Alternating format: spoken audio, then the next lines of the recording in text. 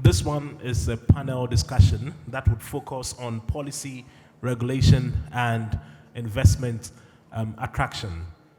Like I did say earlier, let's turn to page 15 of the day's manual, and that is where we'll see the individuals who have been shortlisted to be part of this all-important conversation.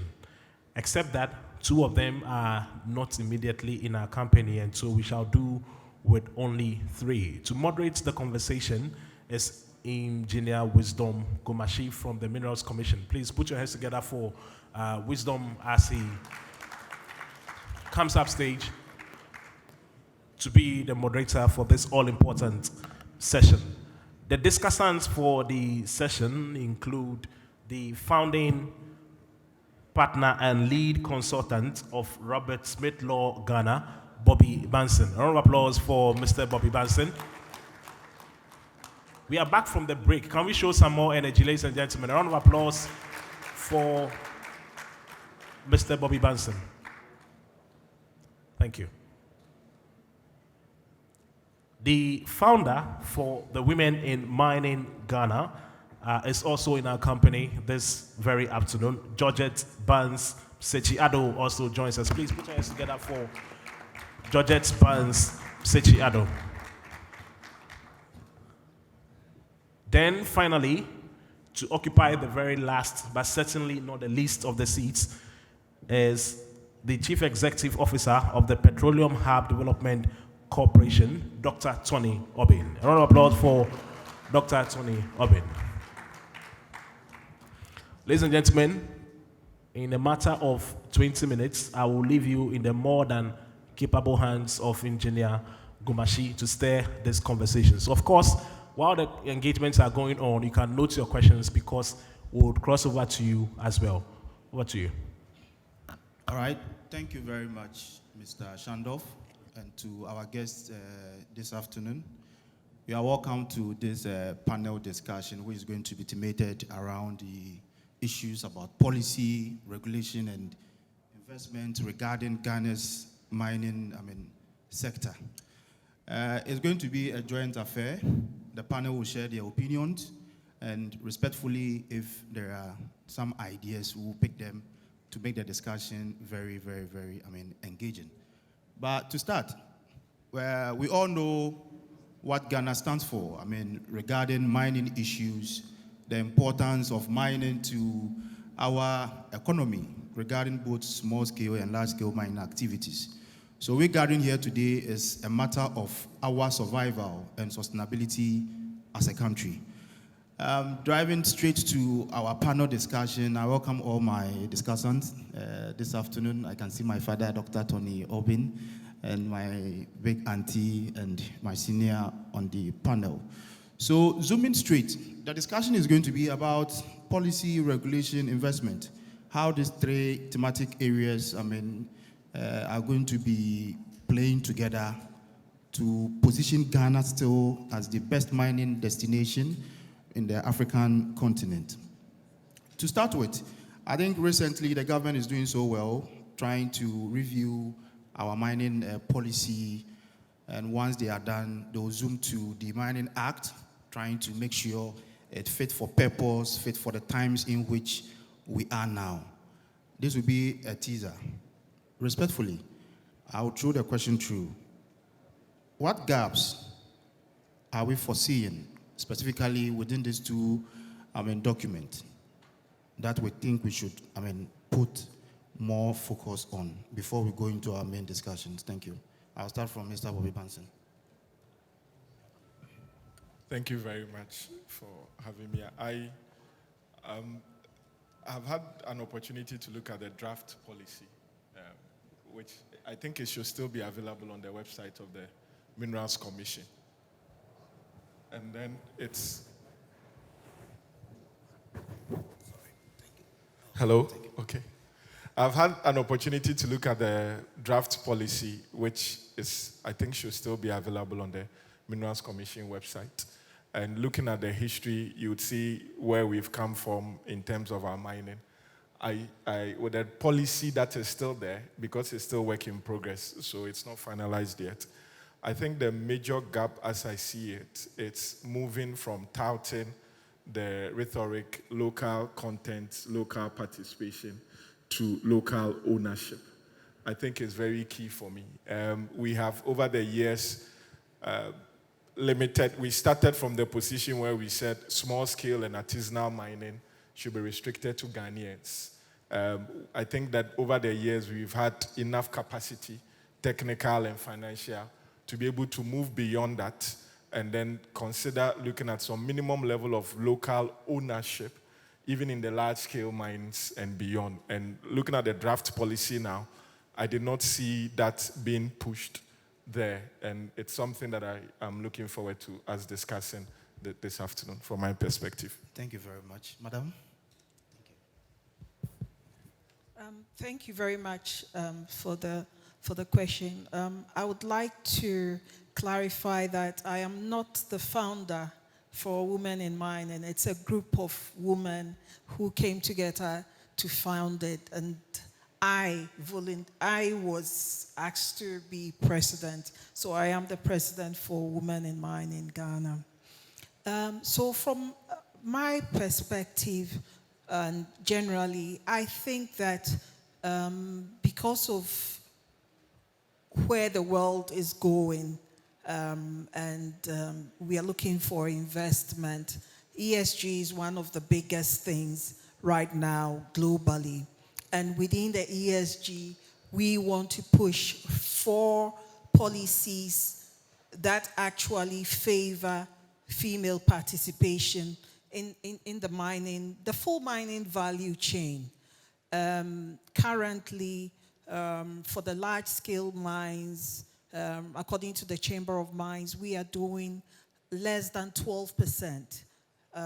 Ahmed was talking about, a total force of almost 11,500. So in that figures, only 12% of them are female. And with this, we are talking about employed women who are employed.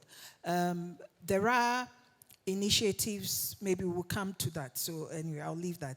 So participation in the workforce, participation in procurement, and also for small-scale mining, is there a possibility that some block-out areas could be led for women who are capable to also participate? I mean,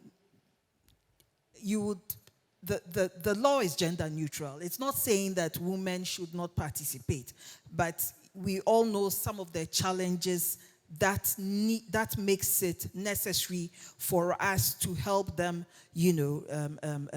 to also be able to participate in the full value chain. So I would push the gender equity issues.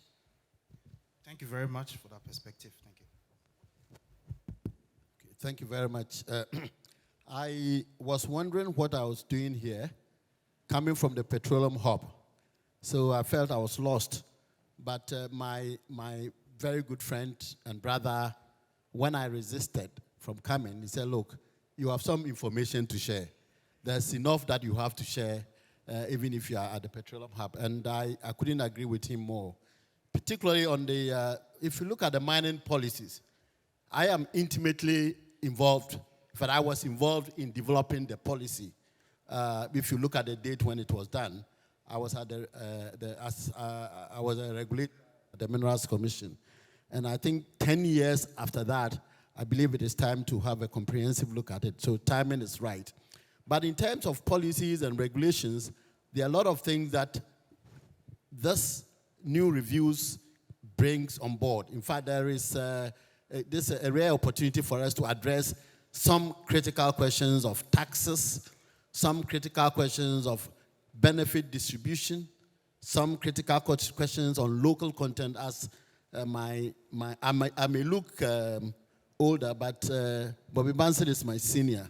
So as my senior counsel said, we need to look at local content. Even in the current state of local content, you realize that it is about supply.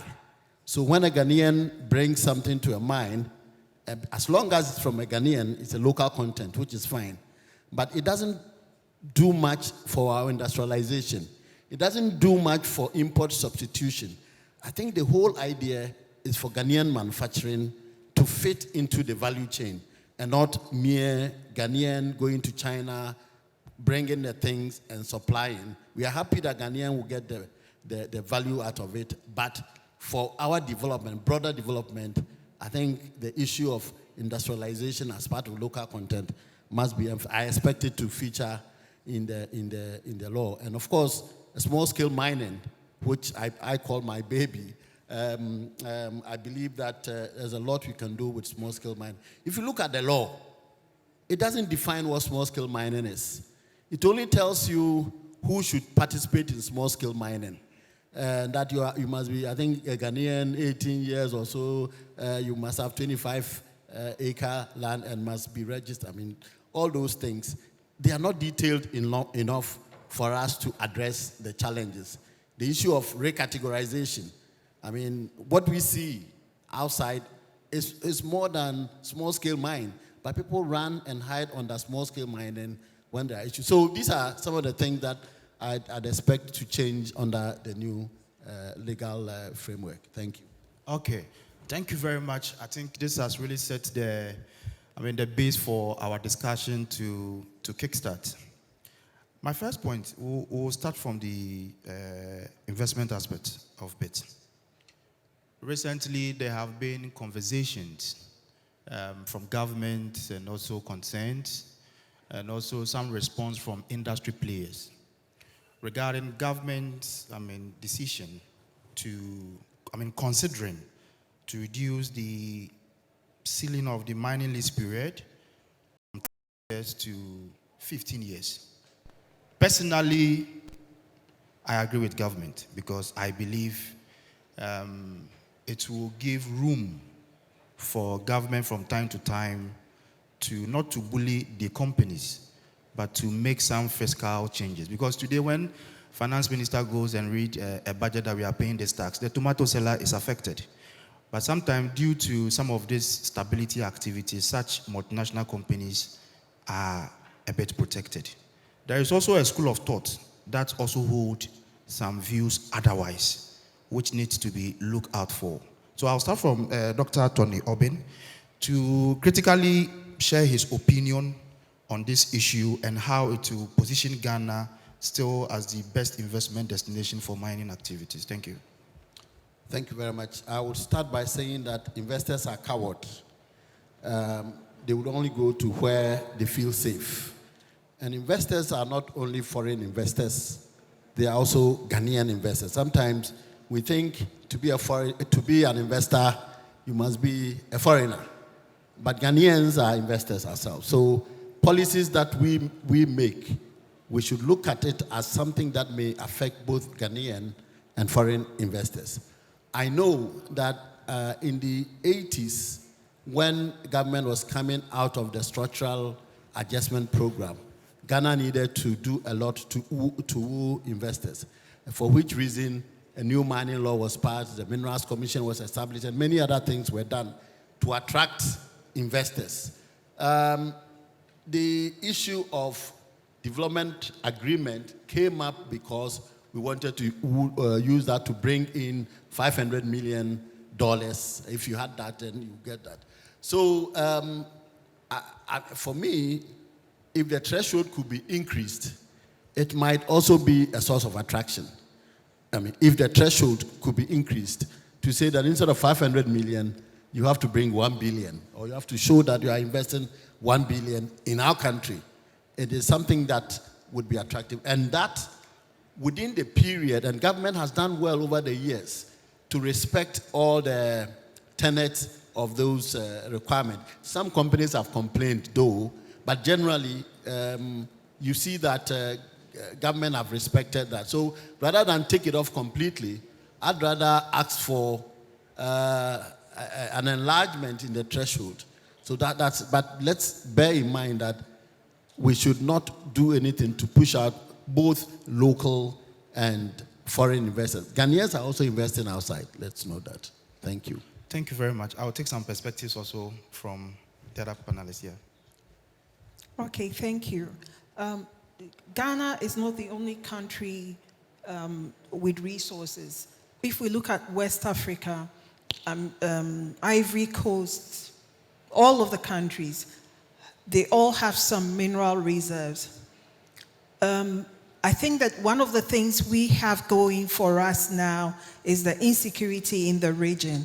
So it makes Ghana, Ivory Coast, and those other countries very attractive. But I as a mine support service company, people are still doing business even in those regions. And so sometimes I think we have to be conscious of the fact that we are not the only fish, basically in the sea. And when somebody wants to invest, stability is not just change of party or democracy. I mean, Ghana is democratic because we successfully change. But an investor sometimes is looking at how constant and stable doing business in a country is. I haven't followed what you are saying very closely, but even me, as a business person, if I want to, for example, put up a plant, I have to tell my bank that, okay, I'm going to be able to recoup the money over so and so years. Dr. Aubynn has said that even those mines, the kind of monies that they invest, so I don't know, I feel like 15 as a cap might be stretching it too much, and we might not attract the investment, quality investment, because you want people who will invest, which will be beneficial to the community, beneficial to everybody, not just come and take and go. And so I know there are discussions. I'm hoping that it can be flexible enough. Thank you very much. I mean, it indicates that we still need to engage more to arrive at a very definite point. Doc? I'm not a doctor yet. Oh, okay, sorry. Yeah. Counsel, yeah. So you made my very senior Kwame Akufu come and look at me. This is a very thorny issue for me. I will be speaking from a point of maybe having been involved directly in some of these discussions and negotiations, for lack of a better word, at the highest level, especially with experiences from other countries. Some time ago, I was part of a team that represented the Ethiopian government against a mining company in a dispute relating to some of these stabilization matters. And the Ethiopian government won because we argued some of these things that we are saying now. Now, if you come and look at our local laws, we have the Mining Act that says minimum of 30 years, and it says that there may be stabilization clauses. So the stabilization clauses saying that tax regimes will not adversely affect what is there. I think about this year, Talo had a dispute that went to international arbitration against government of Ghana in respect of taxes, and then government of Ghana lost, I think, when the decision came. And it all goes down to the wording of the thing. Madam, I agree with you, Ghana is not the only fish, but Dr. Aubynn, you have been in the industry for years. I think what our climate was 20 years ago is not the same as the climate is now.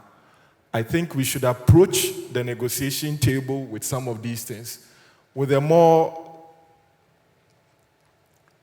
for lack of a better word, bullish, not disrespectful, but bullish. The reason being that Ghana's gold is one of the best in the world.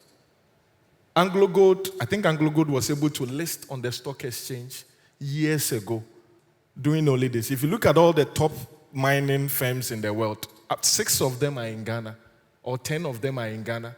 And their production in Ghana, I know a company, for instance, that used their productions in Ghana to acquire mines in Chile and in other countries. Now, if you say that we put a cap of 30 years, my disagreement with it is that every lease should be timed to the lifetime of the mine. So after they do their prospecting, they're able to tell you that this is the lifetime, maybe 20 years, 15 years. Then based on that, the Minerals Commission can recommend to the minister that this mine has a lifetime of 11 years. We had a display on the board of some big mines with their lifetime. A lifetime of a mine that is 11 years. Why do you give a lease for 30 years? Now, the reason is that most of these miners, and I stand to be corrected, you can correct me, when they are getting to the end of the agreement, we recently had an experience where a big company with those issues, they start mining differently, for lack of a better word, because they do not want to spend a lot more money doing what would be responsible mining, because they know it's left with only X number of years. They start compiling the waste, and then they will start leaving it because they know this is the period that is left. And then they mostly will sell it off. Recently, they sold Achim mine or Newmont for so many years. This could have come back to government of Ghana. And you know, at that stage, it would have been less expensive producing from there because all the hard work had been done. So if you have a mine that has a lifetime of 11 years, and then you give a lease for 30 years, after 7 years, they will go to the market, sell it for much more, much more, and then come to the government of Ghana for a renewal. Because at that time, the mining leases would have those compulsory, for lack of a better word, renewal clauses. But if we don't give them those terms, they don't have anywhere else to go. They don't have anywhere else to go. And so I think we should move beyond we need them as investors. The only thing they have that we do not have yet is financing. Trust me, they use our tenements, go to the international market, the stock market, to say, we've been given a lease for 30 years. This is the volumes that we can produce. Give us money.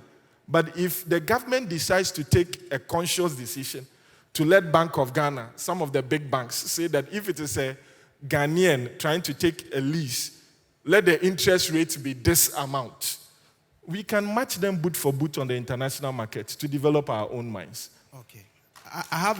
That's great. I have a follow-up question to that, but I will pick Dr. Toni, then I will come to you, please. Sorry. Yeah. I think something has to be clarified here. The issue of stability clause and then the issue of mining lease. So I think these should not confuse us. Yes. I totally agree that mining lease, the mining lease must be linked to the life of the mine. There's no doubt about that. So, but it must be flexible enough that government would have to, for the incumbent operator, would have the first right of refusal. But reducing it to your life, what you have come to tell, that this is how long you will use to mine, that I don't have a problem. The problem I had, and that is how your question was framed, stability agreement. So the stability agreement, I'm saying that it only tells you that, look, if you bring in this amount of money into our country, then we can hold some taxes or some fiscal input constant for a period. So what I'm suggesting is that rather than say we have taken out stability agreement or development agreement completely, we can expand the threshold and then add some things so that it's also a way of attracting investors. And it could attract local mining investor as well, when he's assured that once he has managed to bring in, let's say, for want of better price, 1 billion, he can have a stability of some 10 years or something. I think that difference must be held. Lease period and the stability agreement. Thank you. That's great. I think it's clear that on the issue about we proposing a reduction of the lease period, the discussion is centering on it should be tied to the life of the mine. With the issue about the DAs and co, you have the point that we should increase the threshold. Now, life of mine is based on certain parameters. The geology, the grade, the tonnages, blah, blah, blah. So a company comes and say, I have this mine and my LOM is indicating 12 years. it makes sense. Then we are going to indicate that, okay, we are going to give you at least for 12 years. Fine. In practical mining operation, those declarations are not, let me say, constant. Subject to exploration activities, it may increase the life of the mine. And even now that even the gold price is even increasing like that, I mean, a life of mine of so many companies will just be going up just like that. In this case, how should we create our laws so that in as much as we are also protecting ourselves, we also protect, let's say, the prospective, people who are also coming to invest here. And on the back of that, mostly as a country, we assume that, oh, we can raise the funds here. But there are other large-scale mining companies in Ghana that are not multinational companies. And we see how they are doing to a greater extent. Can we close the gap? Thank you. Please. Okay. Yes, we definitely can close the gap. We have a template or a blueprint to follow, and I will make the reference to South Africa. Right after independence, they decided to have a regime that will encourage locals to own mines. And so their laws stated that if you apply for, before a lease would be issued to you if you're a foreigner, there must be a minimum 26% that must be owned by a South African, a black South African, not a white South African, a black South African. And Mandela introduced it in 1994 or so. And out of it, we have Patrice, the richest miner, whatever. It's because of that. And there was a further policy that if you apply to pay your 26%, the banks should give you interest rate at a minimum amount. And based on that, he was able to raise from that shares, negotiated, and he was able to acquire a lot of the mines. And it made him very rich. And it wasn't only for his pocket. It benefited every person that was able to do that. So if the government decides to make it as a policy, as at today, I think, Dr. Obi, I think it was during your time that was done. The Mining Act has a provision that based on so before you are given the lease, you submit your work plan, your financial capabilities and how you plan disbursing those things, the local content, all of those things. And there's a provision that says that if you develop, in respect of the development agreement, by a certain amount, you should list on the stock exchange. It's in our law. That if, I think beyond 5 years or up to 5, there's something, you should list on the Ghana Stock Exchange. How many of the mining companies are listed on the stock exchange? If you list on the Ghana Stock Exchange, then the possibility is that Kofi Menu, who is a cocoa farmer in Kumasi or anywhere, would have an opportunity to own a piece of the land here. They don't do it. They don't do it. Why don't they do it? They rather go and list on other stock exchanges where Baba Sadiq will not be able to go and buy shares in New York, rather than listing on the Ghana Stock Exchange. So I believe that if we are able to, as a government policy, make it that this is where we want to go, they have no option. They would comply with it because they know that where they are coming from, that is how it is there.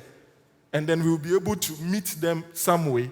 You know, when they introduced the compulsory contract mining in Ghana, it has developed the capacity of the local companies now.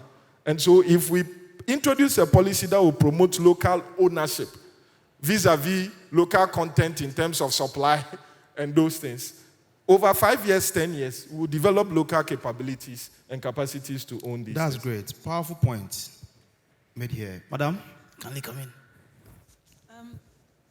I want to concentrate a little bit on the fact that Ghana's laws, policies, and regulations, I think that, I know we are doing a review, but there is a lot that we can achieve if we were actually doing what we wrote that we will do. One area that is of interest for me, especially when he mentioned South Africa. In South Africa, everything the mine is using is from South Africa. Looking at where Ghana is right now in terms of our mining, we have not advanced enough in terms of inputs, manufacturing. I think on the Chamber of Mines, you saw the spend is like 4 billion, and I am a supplier. Most of the things that we are supplying, we are bringing them in. So I think that discussing just the lease, we need to look at the whole value chain. Ghanaians can benefit more if we can see how best we can help manufacturers and suppliers. One of the problems as a supplier is that sometimes you have a product and you know that you can manufacture. But if you manufacture, the market, Ghana as a market, is too small. And so you don't have the economies of scale. And so in terms of that, we need to look at a regional way of being able to supply products regionally. Because I believe that it's not just the lease, but the whole value chain that we should, regulate and look at. Thank you very much. I think we've discussed this very extensive. Let's look a bit at small-scale mining activities. We've been able to, government upon government have tried their best to manage illegal mining activities. And one of the issues that has been flagged is about they not having geologically investigated areas. Government upon government have made efforts to invest, but personally I would say it's not enough. And it's also accounting to this dig and try activities, which is still continuing polluting our water bodies, blah, blah, blah. Do we have the opinion that we should shift the geological investigative activity with small-scale mining activity to the applicant? Just as a large-scale mining company is coming to mind, we apply for prospecting first to declare, to know that there is something there before you even apply to mine. In terms of sustainability, we're trying to control our environment while not stopping our miners to do their mining activity. Should we make it a point that now if you want to apply for small-scale mining activity, we are not expecting you to do, let's say, the highest form of prospecting, but maybe to be able to prove that this particular area, some sampling have been undertaken. Is it possible? Yes. First of all, I totally disagree that small-scale miners must do their own exploration. No. You can't give someone 25 acres of land and ask him to bring, a drill machine or something like that to check. That's a no, no, no. So the approach of general exploration and mapping of minerals. In fact, when I was at the commission, we had agreement with UMAT, the Legon, for them to, particularly the PhD and master student, to help with drilling and mapping as part of their studies. I don't know where it went anyway. So we need to have the records. And as a nation, it's important for us to have the records there, that in this particular area, there is some amount of gold here or something over here. So I think it's important that the Geological Survey Authority is supported to do that. The challenge has always been resources to do that. That's very important. So once we have done that and we have data there, the small-scale miner must be a miner like Goldfields or Anglo-Gold Ashanti, which is small. That's been my perception of what a small-scale miner is. You are a miner doing all the right things, doing all the environmental things, but your size or your scale is small. And so we should help them to that stage. It's extremely important. And this is why I have always, since 2013 or so, supported the issue of recategorization of mining, which the law also allows for that to be done. So that those big, small-scale miners that you see in Wase Kropon and other places will be either put together as a medium-scale miners with specific regulations around them. So these are things that I believe we should be looking at. We need to have records for people to apply. And then you can even take some taxes from them because government would have spent money anyway in trying to do the exploration. So when they come and they start mining, you can tell them, because we know that there's gold here. When you mine, we will take a certain percentage from you. I think that would be my reflection on that. Thank you very much for your input. Madam? I think, I don't know what the template is. So the right template is, I think the country has been battling with this. And so Dr. Aubynn's submission, I think it sounds like the way to go. Because Geological Survey, I thought used to do some work before the small-scale miners were given their concessions. But another thing that I think we should encourage is the community cooperative groups that the Ministry of Lands recently launched.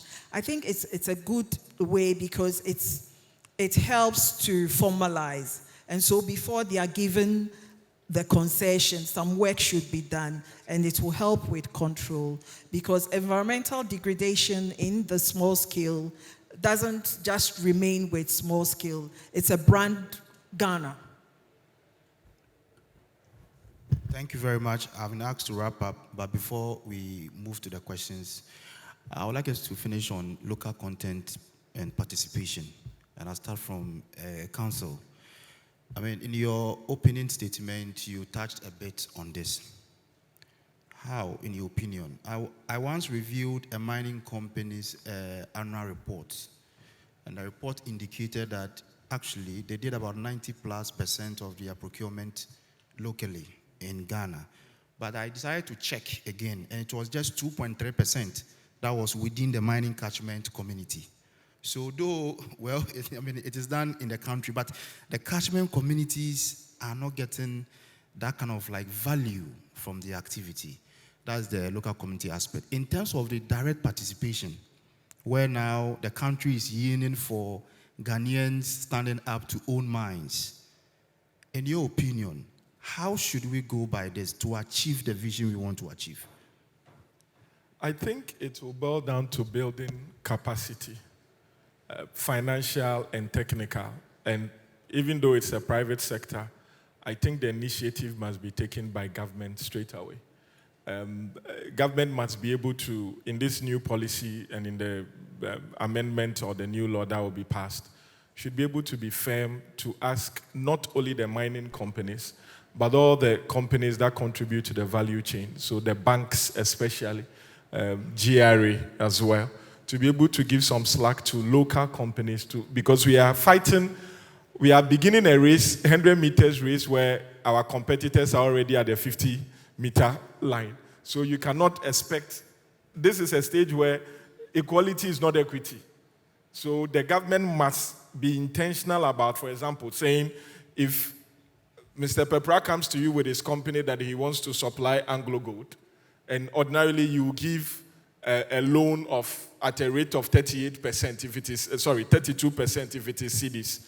Why don't you give him a loan of 25% to allow him to be able to, in his bid, be able to compete with another entity? And you have situations where the Ghanaians are fronting for these foreign companies as well in the name of local content, especially if you look at the supply of oil, for instance. I know now it's 100% must be a Ghanaian company. How many Ghanaian companies have the capacity to import crude themselves? Definitely there is some form of foreign participation along that chain. And so you see a big check, $1 million to Kofi Meno Limited. Out of that $1 million, only 5% actually is for the person whose name appears. The rest goes to his financiers because he cannot get a loan from a Ghanaian company. Senior Kofi is looking at me. From a Ghanaian company to be able to facilitate it. And I think when the capacity is built for the Ghanaian, no matter which part of Ghana they come from, indirectly or directly, eventually it will affect the catchment area. The very last time I went to Takwa, for instance, if you look at the road in that vicinity, and you look at the fact that it passes in front of UMAT, and how bad those roads are, and you drive just down there, you see Goldfields, their largest operating mine in the world. In the world. Then you ask yourself, where is all the money going to? Just when you get out of the entrance of their mine, you see the communities around. At the end of the day, the people there, what they're able to contribute is to be able to stand there. And in one of my visits there, they had an issue of the locals siphoning the fuel. They were siphoning the fuel. That is how desperate it can get. The machines that are used, they'll go and siphon the fuel. And imagine the risk. Because they don't have any other business. But if the government decides to invest in these locals, a small shop there that will be able to sell PEPs, another shop there that will be able to supply some of those basic things, and there's policy for microfinances, financial institutions to give them credit at a very competitive rate. Gradually, one person here, one person there would be able to survive. We had a cocoa scholarship for children of Wards coming from cocoa areas, which I probably benefited from. I've asked myself whether we have scholarship for children of people coming from mining areas. Look at how much mining contributes to the economy. But the children of the people whose lands are taken. If you go to Takwa, deep inside the mine, one of the mines, I saw a habitation, a village. Deep inside the mine. I asked myself, if somebody is sick, how are they going to get out of here and come? But that is their motherland. That is where their great-great-grandfathers gave to them. They don't want to move out of there. Is there any scholarship scheme for their wards to benefit? And I think that government must be very intentional. And collectively, one mine at a time, one village at a time, we will build capacities for all of us to benefit from what we have. Thank you very much, Council. That's powerful. Madam? The mineral resources belongs to all of us in Ghana. Shared value is important. I would recommend that we have a national supplier development plan and a national supply development program. I believe that, I think around 2018, the Chamber of Mines and some other organizations were involved in such a program, but I don't know what happened to it. But we need it.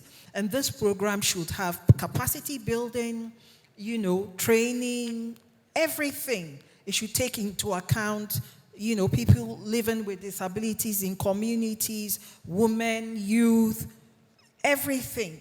A thorough program for the mining sector, because it is not just the act of mining, but it is the process and everything that goes into it that Ghanaians must benefit from.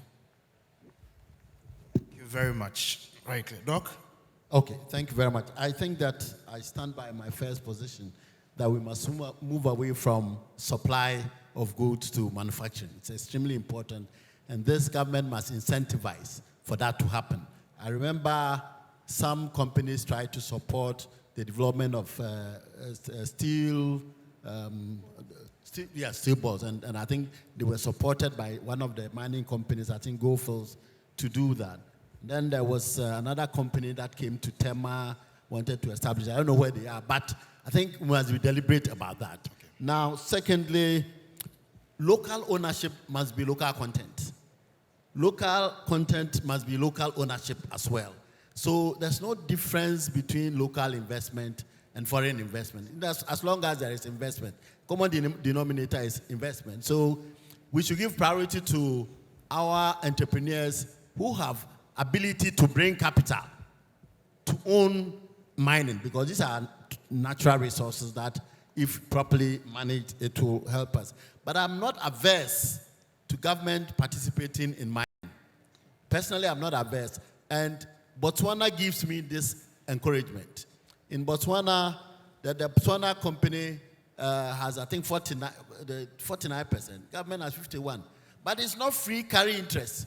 Ghanaians, we like free carry interest. That 10% free carried, 10%. Government must have a skin in the pie, make sure that they benefit directly from whatever resources they are mining, rather than expect a mining company to add. Finally, I think that when opportunities are also given to Ghanaians, we should not expect that corporate social responsibility is by only big companies. I have always said Takwa, where I come from, the economy of Takwa may be bigger than maybe the economy of Upper West region, Takwa alone.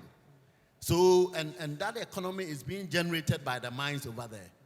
What are the rippling effects? What are the other effects that could impact on a community like Takwa?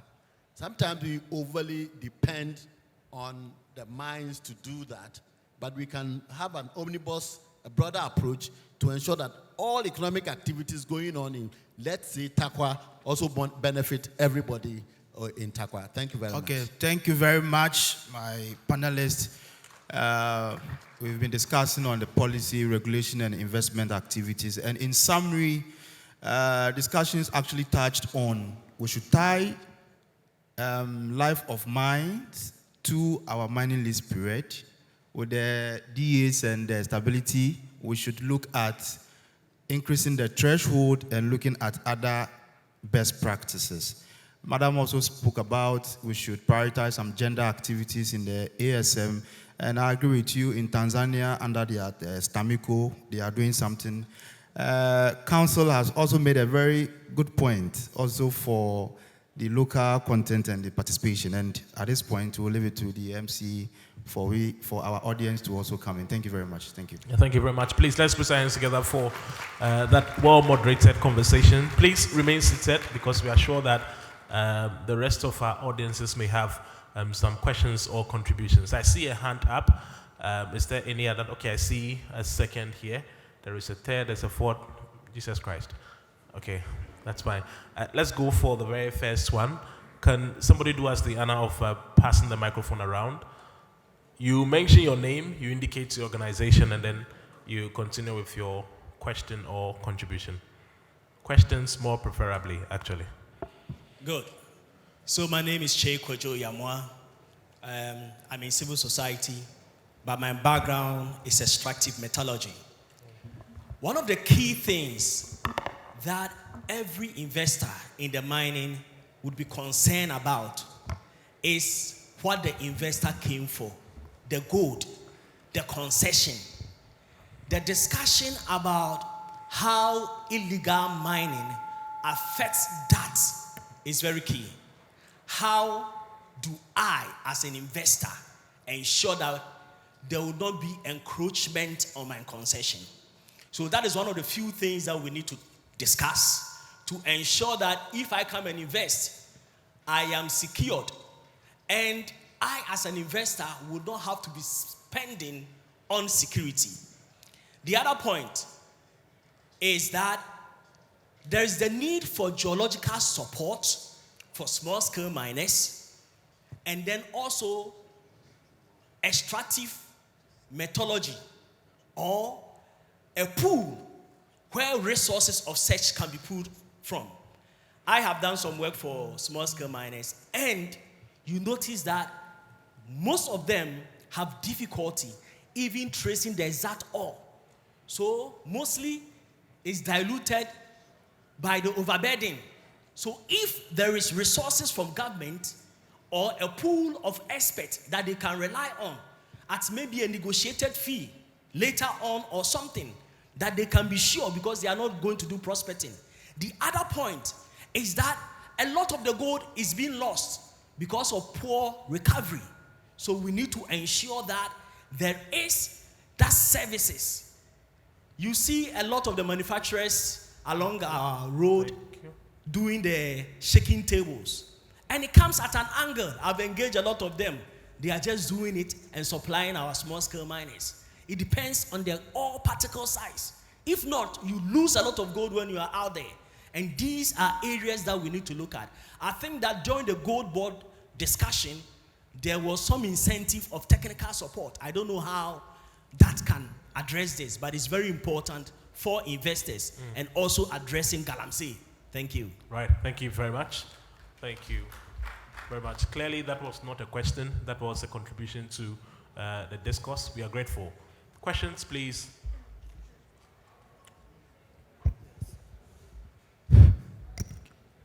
Is there a question? Okay. Let's pick the question here, and then we'll come to you. My name is Willie Amma. Right. From Ghana Bauxite Company. My question, in fact, is aimed at addressing our gold reserve. I've wanted to direct this question to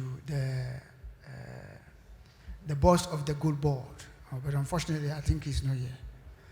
My question is, we have other countries, powerful countries, like United States, Germany, having their refined gold reserves in tons, thousands of tons. United States, for instance, owns over 8,000 tons of gold reserve. That is refined gold reserve. And yet, we don't know the gold reserve that the central bank of Ghana has in its vaults. We would like to see something like that. If really we are a gold mining giant, we should see, as a citizen of this country, I particularly always am concerned about, we also having a gold reserve, which will also help to strengthen our currency and other things. That's my question, please. Sure. Thank you. Unfortunately, the Chief Executive Officer is not here, but I'm sure that concern will be noted and the clarification will come accordingly. Please. Yeah, my question is, I didn't hear anything about human rights. Sorry, did you mention your name? My name is Dr. Samuel Obri with the Center for Environmental Impact Analysis. My question is, what are the human rights safeguards in the 2014 mining and mineral policy at 703, and then the proposed amendment that we have? We keep on harping on investment, but this investment comes at a cost to the local people and the community people. So what are the human rights safeguards to also address some of these issues? The second point I want to look at is, we're talking about the investment, but what are the physical regimes? For instance, if you go to Act 703, we say, oh, mining companies, you can clear duty-free. We give a whole lot of tax incentives and all those kind of things there. If we match them, have we done cost-benefit analysis to look at and say that between 2006 to 2016, how much tax incentives have we given to mining companies vis-a-vis what kind of the returns that we have also gotten? The last point I would want to ask, how do we ensure that if a mining company comes and says that I am bringing $5 million investment and therefore I'm giving you, I need a stability agreement, that $5 million actually hits the economy, and then for us to give those kind of investment. Thank you. Okay, thank you. Let's take the last one and we turn to the panel for the responses.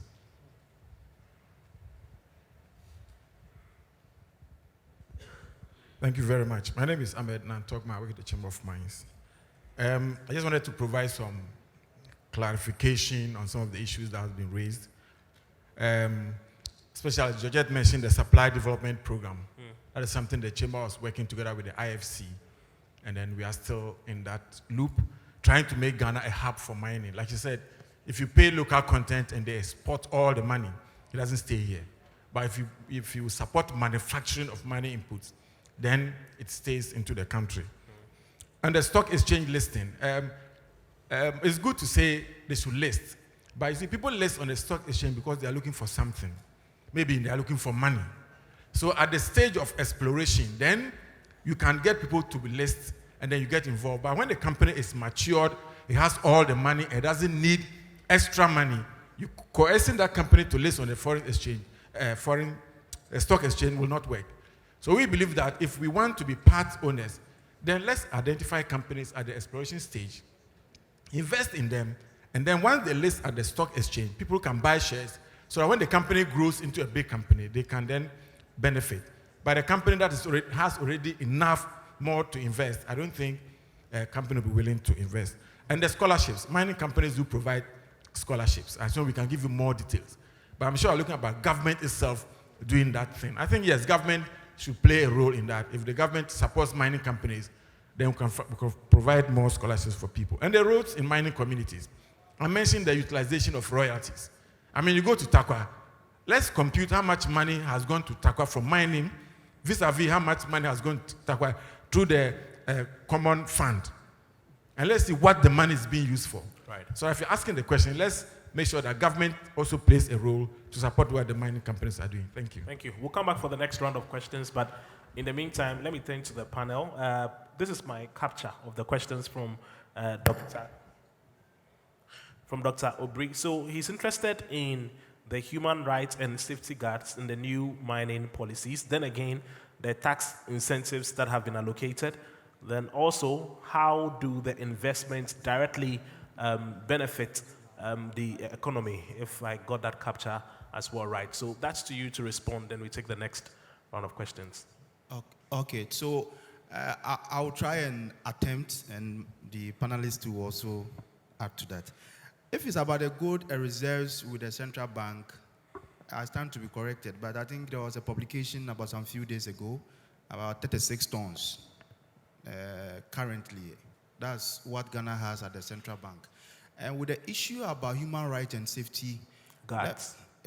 Come again? Yeah, safety guards. Yes. Right. Safety guards. So with the safety aspect, Ghana, we have quite some good regulations regarding safety activities in the mine. For example, the minerals and I think LI 2182, I mean, details everything about safety activities. And the human rights aspect mostly sits with the EPA. You know, normally before a mining company undertakes any activity, you need to do public hearing, and all those things are to safeguard human rights activities. But if your opinion is maybe in the review of the Mining Act and the policy, we should have, those lines critically stated. I think it's a good opinion. Thanks very much. Yeah. What I would want to add is that the Mining Act, or whatever its review would be, will not work in isolation. As a country, in a legal regime, there are other laws that ensure the rights of the persons that work in every space. So, for example, if you look at the current Mining Act, it makes reference to respecting the labor laws, as it were. And we have a very comprehensive labor act that ensures equality, no discrimination, even protection for women, pregnancy, and the Children's Act that also speak to the children below a certain age being exposed in certain conditions. And beyond that, there are also international conventions that Ghana has subscribed to that also make room. So maybe if it will be an issue of more enforcement, as it were, especially with the galamsey, because they are illegal and do not, lack of a better word, do not come under the ambit of government regulation. Maybe some of those activities may fall foul, but if you volunteer to engage in an illegal activity in breach of your own fundamental human rights, then I don't see how you come and blame government for it.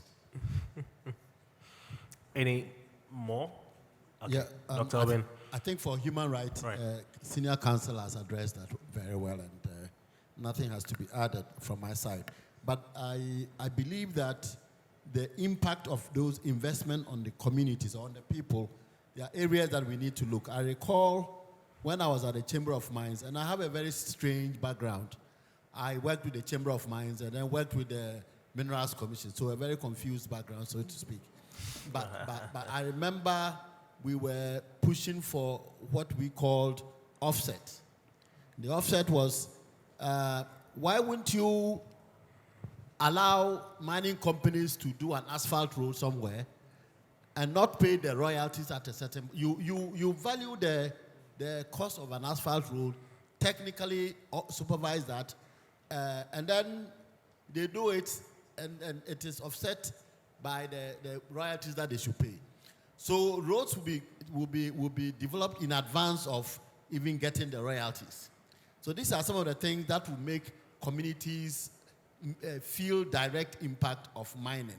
I recall when we did some negotiations with Goldfields from the Minerals Commission, we asked them to do a road from Takwa to Daman.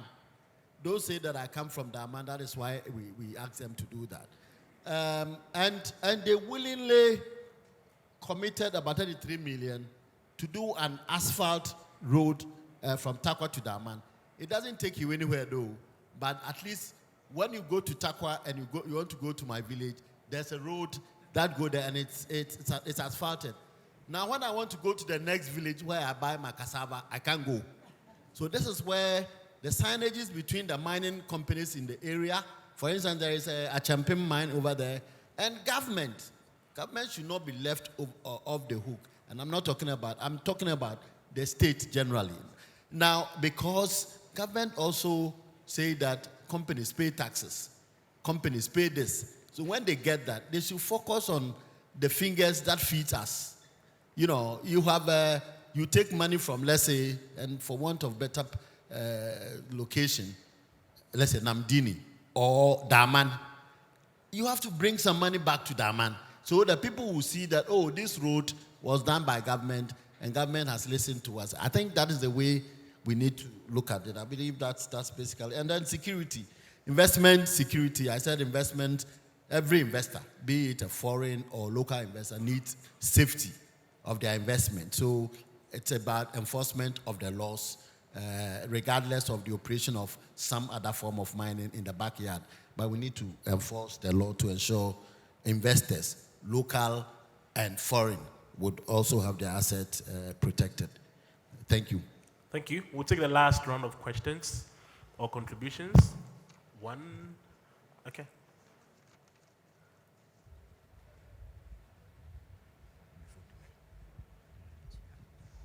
So my name is Kwabna Mensah, and I come from GIADEC. Mine is not a question per se. GIADEC, yeah. It's not a question per se, but to add to what the panel has said, especially regarding the tenure or the capping the term of mining leases. I think with the 15 years being proposed, we're going very much counter to the intentions to add value to our minerals and to have integrated, industries. Because if you look at bauxite, where I am working, to build a refinery or to justify a refinery, you need at least a 30-year mine life. So if you cap it at 15, you're asking the investor you're putting question marks on the security of tenure. And the same will go for iron ore, maybe for manganese, any other mineral that we want to add value to. So I think the review commission should look very well at that. It doesn't sit well with what we want to do with our industrialization. And then also with the stabilization clauses, well, they have come and hit us over and over again. And as Dr. Toni is saying, we probably will want to look at them carefully if we don't want to be, or we don't want to be seen as we are being too choosy or being too difficult in attracting investment into Ghana. So that's what I want to add. Okay, thank you very much. Any other input, comments, question? Yeah. Sorry, where's the microphone? Yeah, please. Okay. All right. My name is Ishaq Abubakar Ziko Newton. I'm with Mother of All Nations Foundation. We are so passionate about child education. So we have realized that from research, we have realized that the mining areas are actually impacting negatively in the lives of young people as far as education is concerned, because there's a high rate of school dropout, because most of them see galamsey and mining as a lucrative venture to get into. What are we doing as mining companies to ensure that our young people are still in school, such that, because the sustainability of these various communities are extremely important. So what are we doing to keep the children in school? And what are some of the educational interventions we are investing in to ensure that they actually benefit from it? Remain in the classroom. Very valid question there. We'll take the responses and then we'll be done with this panel discussion. Please, over to you. I was thinking they were directed at government. So maybe when the government officials come. Yeah. Okay, but I would like to chip in there to say that as women in mining, we actually do community outreaches, because for us, it's even worse for the young girls. And so we have programs periodically in the communities.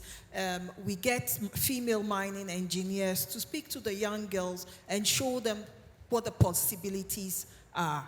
So from, and sometimes we do this in collaboration with the Ghana Chamber of Mines and other CSOs. So that's the little bit that we are doing.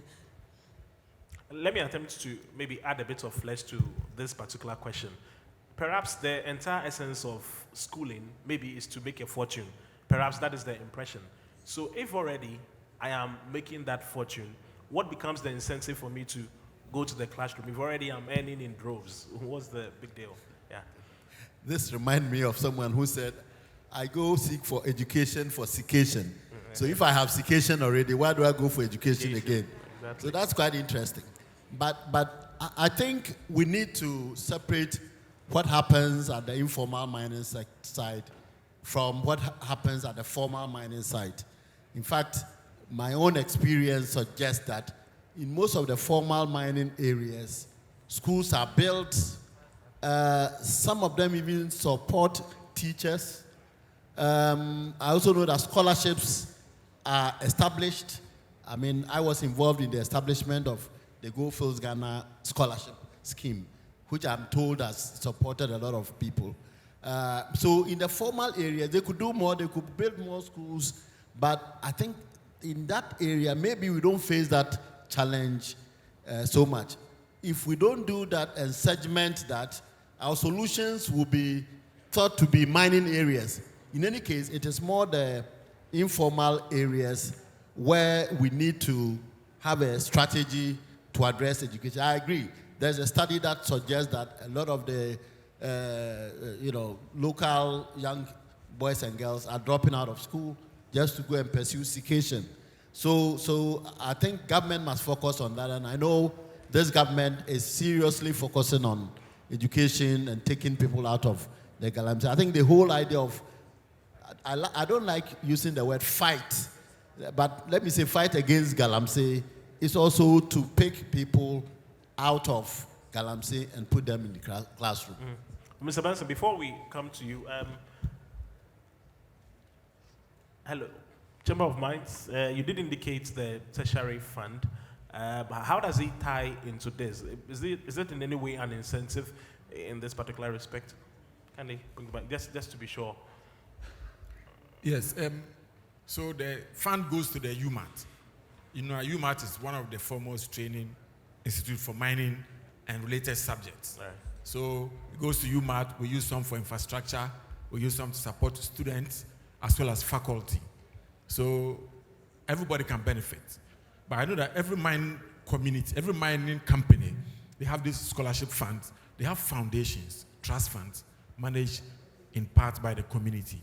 And they provide scholarships, they provide apprenticeship training, and all that. So I like what Dr. Aubynn said. He has worked for a mining company before, being CEO of a Ghana Chamber of Mines, and also CEO of the Minerals Commission. So he knows it all. But what I'm saying is that all these trust funds support education. We believe that education is the future of our industry. We do support. But maybe he's referring to the illegal sector. Because in the mining companies, we don't employ underage people. You have to be in school. You can't come there 17, 16 years and go into a mining company and work.